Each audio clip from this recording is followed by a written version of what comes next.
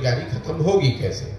बेरोजगारी यहाँ खत्म होगी लोगों को पूंजी मुहैया कराकर। बिहार में जो बिहार से पलायन है वो सिर्फ श्रम का पलायन नहीं है, लोगों का पलायन नहीं है, बुद्धि का पलायन नहीं है।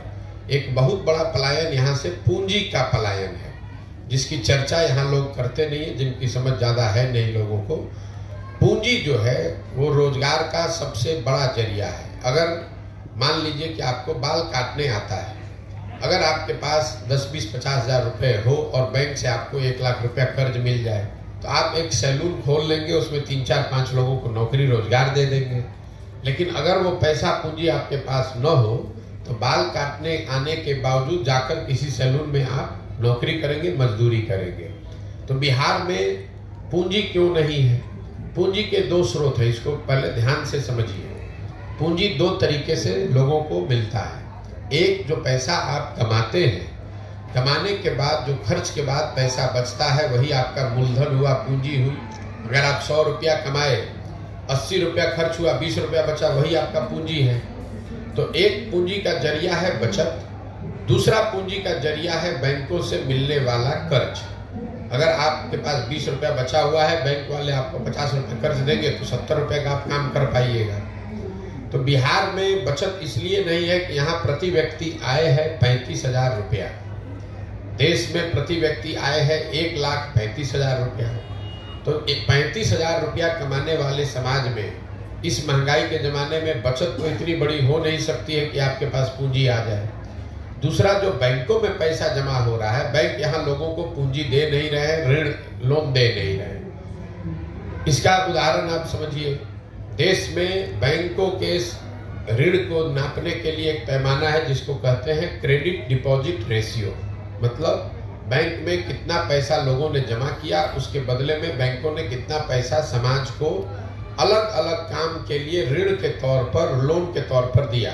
घर बनाने के लिए, यूट्यूब चलाने के लिए, दुकान खोलने के लिए, गाड़ी खरीदने के लिए। और रिजर्व बैंक ऑफ इंडिया एक आंकड़ा जारी करता है जिसको कहते हैं क्रेडिट डिपॉजिट रेशियो। देश में ये आंकड़ा है 70% का। मतलब जितना देश भर के लोगों ने बैंकों में पैसा जमा किया, अगर 100 रुपया जमा किया तो बैंकों ने 70 रुपया कर्ज के तौर पर लोगों को वापस दिया। बिहार में सीडी रेशियो है 40%। 1990 में जब लालू जी मुख्यमंत्री बने तो बिहार में सीडी रेशियो था 40। लालू जी के 15 साल के शासनकाल में सीडी रेशियो घट के हो गया 28।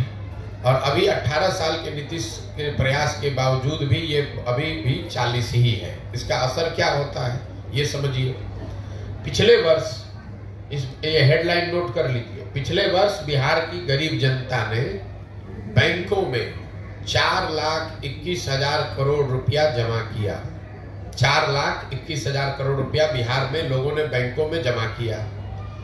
बैंकों ने 40% के सीडी रेशियो के हिसाब से कर्ज के तौर पर 1,61,000 करोड़ रुपया लोगों को दिया। बाकी पैसा 2,80,000 करोड़ कहाँ गया? ये पैसा चला गया दूसरे राज्यों में जहां पर उद्योग धंधे लग रहे हैं, जहां स्वरोजगार है, जहां तरक्की है, जहां व्यापार है। 1990 से लेकर पिछले वित्तीय वर्ष में कुल जमा 1990 से अगर आप जोड़ेंगे 32 साल में बिहार के बैंकों ने 26,20,000 करोड़ रुपया, बिहार के लोगों का रुपया, ये बाहर के उद्योगपति का पैसा नहीं है, ये सरकार का बजट का पैसा नहीं है, बिहार के लोगों के बचत की हुई राशि 26,20,000 करोड़ रुपया बैंकों ने यहाँ से ट्रांसफर कर दिया दूसरे राज्यों में जहां पर तरक्की है, व्यापार है, रोजगार है। आप जरा अंदाजा लगाइए कि अगर 26 लाख करोड़ रुपया बिहार के बैंकों ने यहाँ के लोगों को ऋण के तौर पर भी दिया होता तो कितने ज्यादा लोगों ने यहाँ घर बनाया होता, कितने ज्यादा लोगों ने गाड़ियां खरीदी होती, कितने ज्यादा लोगों ने स्वरोजगार का कोई ना कोई शुरुआत करी होगी। तो बिहार, और ऐसा नहीं है कि ये बैंकों की मनमर्जी है कि वो कितना पैसा ऋण दें, ये उनकी वैधानिक जिम्मेवारी है कि कम से कम 70% पैसा जो जमा होता है वो उनको ऋण के तौर पर देना ही देना है। और उस कमिटी को चेयर करते हैं मुख्यमंत्री राज्य के। ये भी नहीं है कि बैंक अपना जो चाहे वो कर ले, मुख्यमंत्री उस कमिटी के चेयरमैन हैं। जिसमें यह तय किया जाता है कि बैंकों को 70% पैसा कर्ज के तौर पर लोगों को देना है। लेकिन बिहार में जैसे मुख्यमंत्री की बात पदाधिकारी नहीं सुन रहा है, अफसर नहीं सुन रहे हैं, उसी तरह से बैंक वाले भी उनकी बात नहीं सुन रहे हैं। और दूसरी दिक्कत यह है कि यहाँ के नेताओं को या समाज में इस बात की ज्यादा समझ है ही नहीं। तो आपको लगता है कि वो चीनी मिल चालू हो जाएगा तो उद्योग लग, उससे रोजगार मिलेगा। एक चीनी मिल लगेगा, उसको लगाने का खर्चा आएगा 10,000 करोड़ मान लीजिए, उसमें 2-4-5 हजार आदमी को नौकरी मिलेगा। लेकिन अगर 1 लाख करोड़ रुपया अलग अलग लोगों को ऋण के तौर पर मिल जाए तो उससे कितना रोजगार सृजित होगा, कितने लोग बिजनेस व्यापार करेंगे।